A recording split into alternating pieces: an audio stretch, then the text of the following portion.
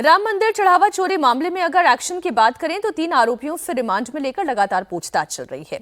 Police को आरोपियों की 41 घंटे की रिमांड मिली हुई है। बुधवार को आरोपियों को परिक्रमा मार्ग पर ले जाया गया था। आज भी पुलिस उन ठिकानों पर लेकर जा सकती है जहां से चढ़ावा चोरी की रकम के सबूत मिल सकते हैं। इसके साथ ही पुलिस बैंक अकाउंट की डिटेल के आधार पर हुए लेन देन को भी वेरीफाई कर रही है।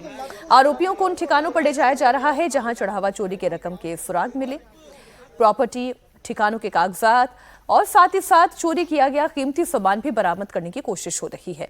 आरोपियों को उन जगहों पर भी ले जाया जा सकता है जहां उन्होंने चढ़ावे की रकम से जमीनें खरीदी है। अब बात सियासत वाली कर लेते हैं सचिन जी।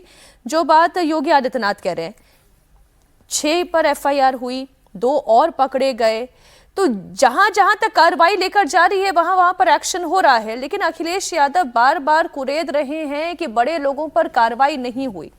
अब जिस पर आरोप नहीं है, जिसके खिलाफ सबूत नहीं मिले हैं, केवल क्योंकि अखिलेश यादव कह रहे हैं उन पर कार्रवाई हो जानी चाहिए, इससे वो क्या सियासी मुनाफा कमा रहे हैं? देखिए, इसमें 2 पहलू हैं। एक तो है कि राजनीतिक पक्ष, जिसमें अखिलेश यादव हो, कांग्रेस के और तमाम विपक्षी पार्टियां, इसमें चूंकि 27 का चुनाव भी है तो कन्विक्शन उनका भले ना हो सनातन के प्रति, भक्ति के प्रति, लेकिन फिर भी वो इसका एक राजनीतिक लाभ लेने की कोशिश कर रहे हैं और वो ये मैसेज देने की कोशिश करें कि बड़ी मछलियों को बचाने के लिए अब छोटी मछलियों जो 6 या 8 लोग हैं उनके ऊपर कार्रवाई कर रहे हैं। तो पहली बात तो ये है, इससे उनको क्या फायदा मिलेगा मुझे मुश्किल लगता है। कारण ये है कि देखिए, जैसा अजीत जी ने भी कहा कि समाजवादी पार्टी खास करके राम मंदिर के इशू पे कभी भी फायदा नहीं ले सकती है, क्योंकि उसका जो इतिहास है कार सेवकों पे गोली चलाने का, और उसके बाद राम गोपाल यादव जैसे लोग सदन में खड़े होके इस पे उन्होंने वाहवाही अपने आप को दिया कि हमें गर्व है कि हमने ये किया। मुल्ला मुलायम कह लीजिए, आप मौलाना कह लीजिए, तो वो स्मृति आप हमें वोट दीजिए या ना दीजिए, बिल्कुल। तो एक तो वो स्मृति